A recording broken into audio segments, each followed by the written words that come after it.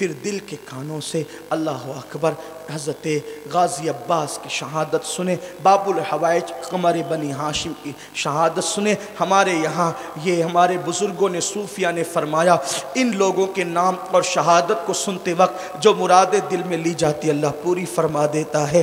ابھی بات یہی ہوئی، امام قاسم شہید ہو کر کے میدان سے لائے گئے، لاشا رکھا گیا۔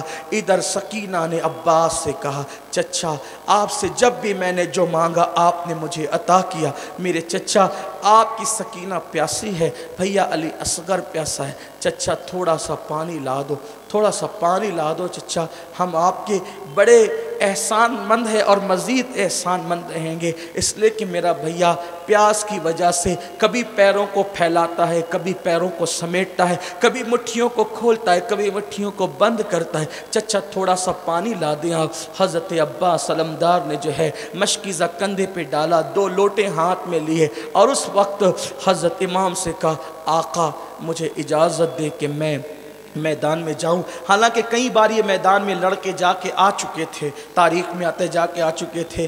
ابھی اس وقت جناب عباس کہہ رہے تھے، عباس علمدار غازی عباس قمر بنو ہاشم آقا مجھے میدان میں جانے، مجھے فرات پر جانے دے، سکینہ کی اصغر کی پیاس، بچوں کی پیاس مجھے نہیں دیکھی جاتی۔ امام عرش مقام نے کہا نہیں عباس نہیں، تم جاؤ گے تو میری کمر ٹوٹ جائے گی، تم جاؤ گے تو میرے لشکر کا علم کون سنبھالے گا، تم نے نہیں جانا۔ عباس نے کہا بی بی زہرا کے نام کا واسطہ مجھے نہ روکو، شہزادی سکینہ کو میں محروم نہیں کر سکتا۔ امام کی آنکھوں میں آنسو آ گئے، عباس کی پیشانی چومی اور چوم کر کے کہا اگر بے سہارا چھوڑ کر جانا ہی ہے تو پھر جاؤ۔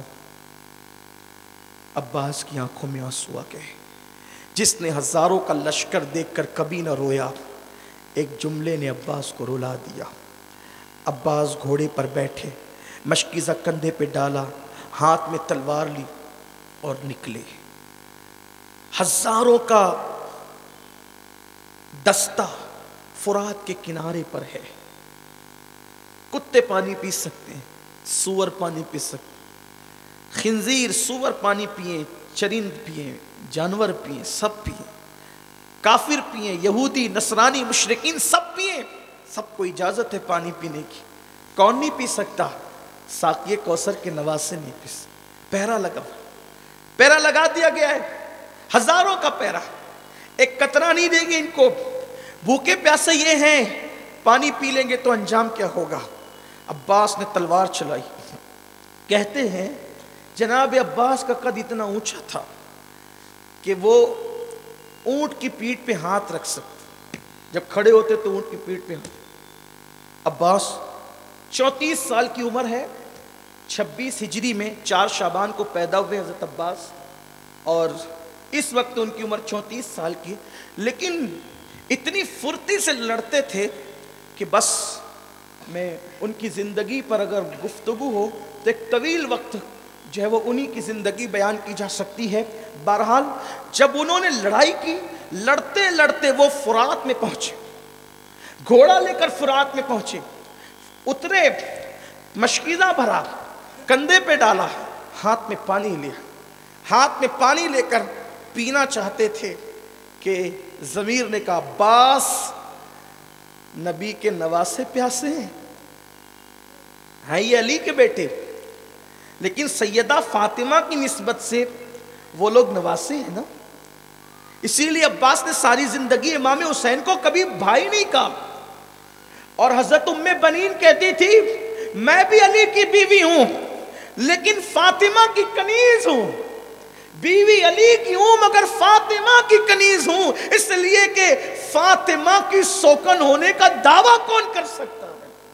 فاطمہ کو مرتبہ ام بنین کے جملے یہ ہیں کہ کنیز ہوں، اور عباس ساری زندگی حسنین کے بھائی ہونے کا تصور مت کرنا بلکہ کنیز زیادہ ہونے کا تصور کرنا کہ تو بھائی نہیں بلکہ کنیز زیادہ ہے، علی کا بیٹا لیکن کنیز زیادہ، تیری ماں کنیز ہے حسن اور حسین کی امی کی، یہ شان تھی، اللہ اکبر، اس خاندان علی وقار کو جس نے جانا اس نے جانا، اے غیروں کا کیا کام کی انہیں جانے۔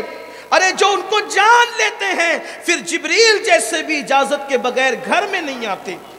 ان کو جاننے کا معاملہ ہے، ان کی معرفت کا معاملہ ہے، بلکہ ان کی معرفت جس کو نصیب ہو جاتی ہے وہ اللہ کا ولی بنا دیا جاتا ہے، اسے مقام ولایت عطا کر دیا جاتا ہے، اس لیے کہ ان کی معرفت نبی کی معرفت ہے، نبی کی معرفت خدا کی معرفت ہے، اور خدا ہی کی معرفت کو مقام ولایت کہتے ہیں۔ عباس نے کہا آقا میں چلا، اور گئے فرات میں گئے، پانی ہاتھ میں لیا تو سکینہ اور اصغر کی پیاس یاد ہے، کہا کہ نواز رسول پیاسا ہے، میں کیسے پی، پانی چھوڑ دیا۔ تاریخ میں آتا گھوڑے سے کہا تو پی لے، اس نے بھی منہ ہٹا کر کے، گویا کہ کیا اللہ نے مخلوق کے دل میں بھی اہل بیت کی محبت دی۔ کوئی سے کہانی قصہ کہے تو شوق سے کہے ہم عشق کے بندے ہیں۔ گھوڑے نے بھی پانی نہ پی کر بتایا میں بھی حسینی ہوں۔ مولا عباس غازی عباس جو ہے وہ اپنی سواری پر بیٹھے گھوڑے پر ایڑ لگا دی، شمر لعین نے آواز لگائی خبردار ایک قطرہ بھی پانی خیمے میں پہنچنے نہیں پائے ورنہ کوئی بچ کے نہیں۔ اب اپنی عورتوں کو بیوہ ہونے سے، اپنے بچوں کو یتیم ہونے سے بچانا ہے، پانی مت جانے دو۔ لوگ بڑھ کر آئے، عباس مقابلہ کرتے رہے، ایک وار میں کئی کے ٹکڑے کیے، لیکن پیچھے سے ایک بدبخت آیا، اس نے حضرت عباس کے ایک ہاتھ پر وار کیا، ہاتھ کٹ کے گرا۔ حضرت عباس نے مشکیزہ دوسرے کندھے پہ ڈالا الٹے ہاتھ کی طرف، اور اسی سے لڑتے بھی رہے، اور اسی میں علم بھی تھا، ایک ہاتھ میں تلوار بھی ہے، علم بھی ہے، اور پیٹھ پہ مشکیزہ تھا۔ دوسرا ہاتھ کاٹا تو مشکیزے کو دانت سے پکڑا اور کٹے ہوئے بازو سے حسین کا علم سنبھالا، کٹے ہوئے بازو سے حسین کا علم سنبھالا، اور جیسے گھوڑا تیزی سے دوڑا رہے تھے کہ میں تو شہید ہوا، لیکن پانی سکینہ تک پہنچے، علی اصغر تک پانی پہنچے۔ بس ایک بدبخت نے کہا وہ چلا پانی خیمے اہل بیت کی طرف، کسی نے کہا تیر چلا دو تاکہ مشکیزہ ہی پھٹ جائے، مشکیزے پہ تیر چلا، مشکیزہ پھوٹ گیا، سینے پہ تیر لگا، عباس پھوٹ پھوٹ کر رونے لگے، آواز لگائی یا حسینہ یا حسینہ، اے حسین میری طرف دیکھیں میری مدد کریں۔ اور آپ جانتے ہیں یہ کہتے ہوئے عباس گھوڑے سے زمین کی طرف آئے۔ اب تھوڑا اندازہ کریں آپ، جب کوئی بائک چلاتا ہے، بائک اور بائک سے گرتا ہے تو اس کی تمنا ہوتی ہے یا میں اس ہاتھ پر گروں یا میں اس ہاتھ پہ گروں، اس لیے کہ جو ہاتھ پہ گرتے ہیں ان کو چوٹ کم آتی ہے، اس لیے انسان کبھی اس ہاتھ پہ کبھی اس ہاتھ پہ گرنے کی کوشش کرتا ہے، لیکن اللہ اکبر جس کے تو دونوں بازو ہی پہلے کٹ چکے تھے، کس ہاتھ پہ گرتا عباس؟